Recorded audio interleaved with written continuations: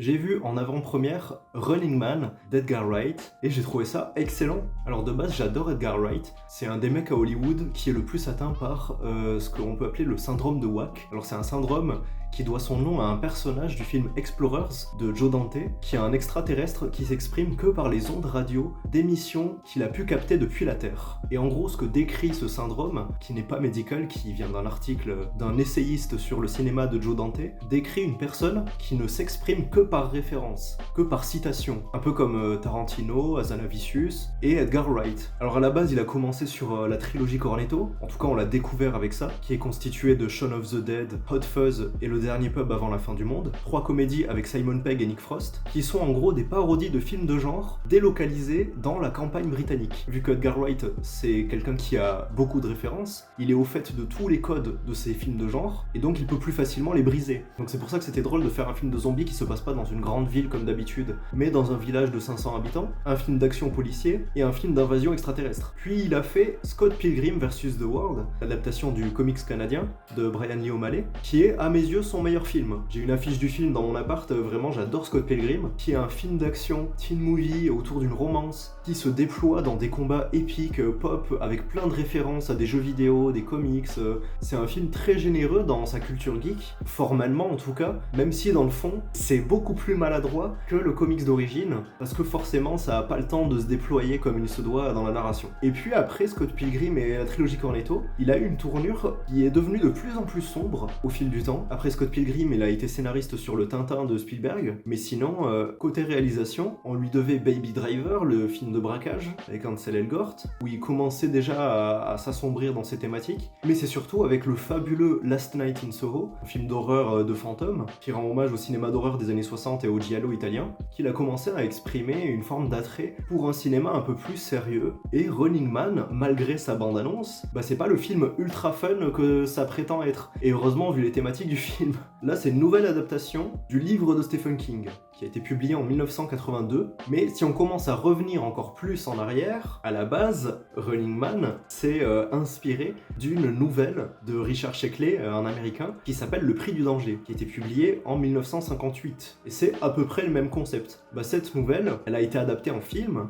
par un Français en 1983, donc un an après la publication du livre de Stephen King, qui s'appelle Le Prix du danger, de Yves Boisset, avec Gérard Lanvin dans le rôle principal, avant qu'on ait le remake américain avec Arnold Schwarzenegger, qui revient ici faire un petit caméo parce qu'il y a sa tête sur les billets du film d'Edgar Wright, pour la petite référence. Pour résumer un peu le concept, Running Man, littéralement l'homme en cavale, c'est un film de science-fiction qui se passe dans un futur dystopique, où il y a une émission télé qui propose à des mecs d'être poursuivis dans tout le pays par des chasseurs de primes et les citoyens pour être tués, et s'ils arrivent à tenir un mois, ils ont $1 milliard en gros. Donc il y a un côté un peu Battle Royale qui maintenant est plus très original, parce qu'entre temps on a eu Hunger Games, on a eu Squid Game, dans le côté émission télé de science-fiction héritier, des combats de gladiateurs de l'époque, où des bourgeois regardent des pauvres s'entretuer pour gagner de l'argent. Il y en a eu des Battle Royale, il y a eu plein de choses qui sont là pour montrer des joueurs protagonistes qui en général sont des révolutionnaires anticapitalistes qui vont se retourner contre le système qui les exploite. C'est le cas de Glenn Powell dans le film, c'était le cas de Schwarzenegger,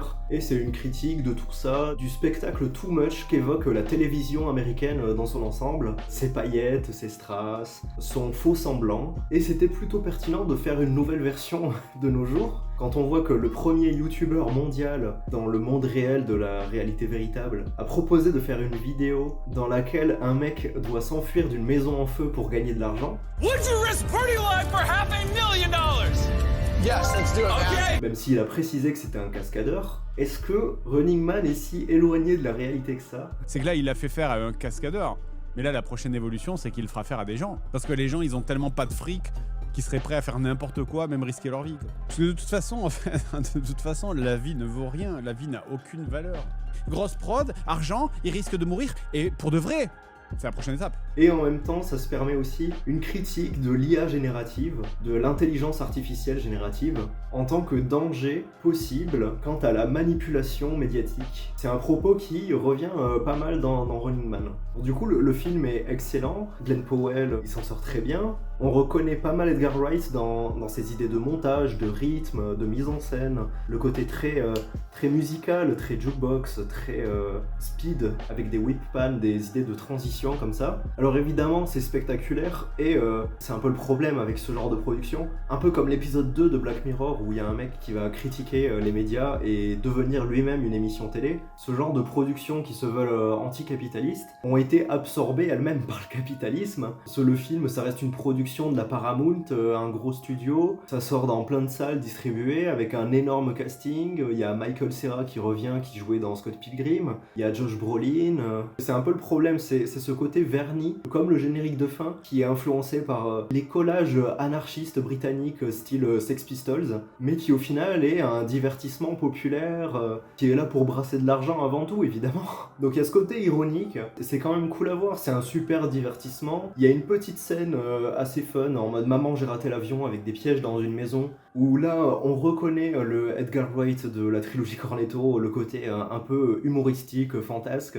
Mais sinon ça se prend très au sérieux, c'est très explosif. Et puis il y a des vrais enjeux dans Marche ou Crève qui est sorti il y a un mois là, qui était une autre adaptation de Stephen King en mode Battle Royale où des gens font un jeu jusqu'à la mort pour gagner de l'argent parce qu'ils sont précaires dans une dictature. Les gens étaient volontaires, on comprenait pas vraiment ce qui les poussait à aller dans cette émission là. Là, le protagoniste, on fait une longue exposition qui dure quand même une demi-heure où on montre que sa fille est malade, qu'il est interdit d'emploi et que lui avant il était électricien mais que c'est un personnage enragé. Ils le décrivent comme le candidat le plus énervé qu'ils ont eu dans l'émission. Il est révolté, il est anarchiste et évidemment grâce à l'émission ça devient un symbole de révolution, etc.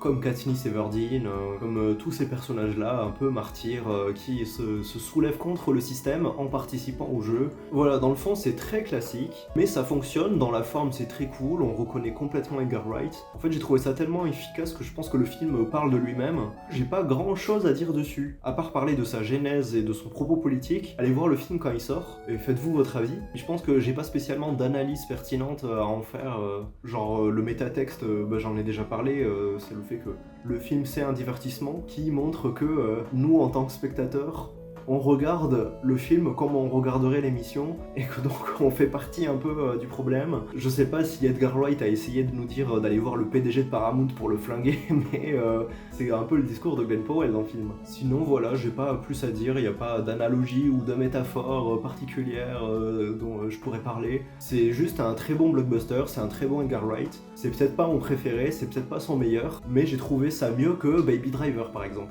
Voilà, je vous conseille d'aller le voir. Ciao!